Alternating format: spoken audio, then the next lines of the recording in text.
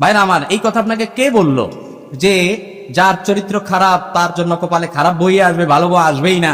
এটা কে বলছে আপনাকে?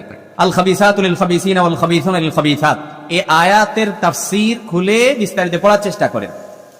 এই আয়াতের মানে শুধুমাত্র চূড়ান্ত ভাবে এটাই নয় যে খারাপ মানুষরা খারাপই পাবে। প্রথম কথা হলো, বেশিরভাগ ক্ষেত্রেই যে খারাপ সে খারাপের দিকেই যায়, কিন্তু তাই বলে কোন মানুষ যার চরিত্র খারাপ তিনি জেনা করেছেন এই জন্য তার কপালে জেনাকারে মিলবে এরকম কোনো কথা নাই। এটা এরকম কোনো কথা কোরআন হাদিসে পরিষ্কার করে কথা বলে দেওয়া হয় নাই। আরে ভাই, যে ভালো কথা বলবে তার জন্য ভালো কথা, যে মন্দ কথা বলবে তার জন্য মন্দ কথা।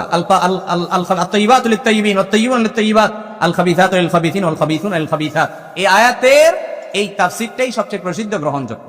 আরো তাফসীর আছে, কিন্তু তাই বলে কোন আলেম পৃথিবীতে কোন ফকিহ আজ পর্যন্ত এটা চূড়ান্ত বলতে পারেন নাই যে কারোর চরিত্র খারাপ হলে তার কপালে খারাপ বই মিলবে। এটাই কোরআন হাদিসে বলা আছে, এটা কোথাও নাই। কে বলেছে আপনাকে? আপনি নিজে আকাম কুকাম করে এখন হয়তো তবা ইস্তেগফার করছেন, আল্লাহ মাফ করুক আপনাকে, তাই বলে এখন ফেরেশতার মতো একটা মেয়ে আপনার জীবনে হয়তো আসলো, আপনি মনে মনে বাসর রাতে ভাবতেছেন হায় হায় রে, এইটাও মনে হয় এই দলের। খবরদার, ডেঞ্জারাস চিন্তা। আরে ভাই, আল্লাহ নবী লূত আলাইহিস সালাতু ওয়াস সালাম, আল্লাহর নবী লূত আলাইহিস সালাতু ওয়াস সালাম, তার স্ত্রীর চরিত্র নিয়ে আল্লাহ তাআলা কোরআনে আলোকপাত করছেন না করেন নাই? দুশ্চরিত্রা ছিলেন, অথচ কার স্ত্রী ছিলেন? লূত আলাইহিস সালামের স্ত্রী ছিলেন।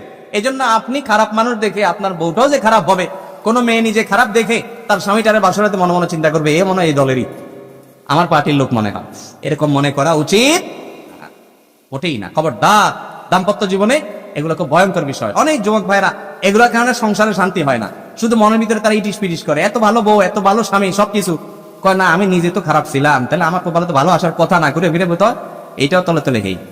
খবরদার, এরকম কোন কথা কোরআন হাদিসে।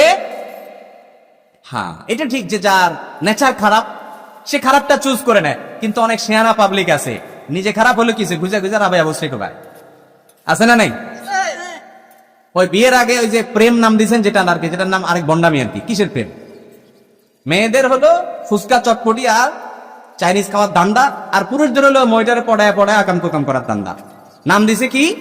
প্রেম। কত সুন্দর একটা নাম। আরে ভাই, প্রেম তো হলো বৈধ লিগ্যাল জায়গায় স্বামীর সাথে স্ত্রী, এই অবৈধ জায়গায় কিসের প্রেম? এটা 2 নম্বরে মিয়া, এই 2 নম্বরই কাজ করে অনেকে, এবং সারা জীবন 2 নম্বরটারই করে।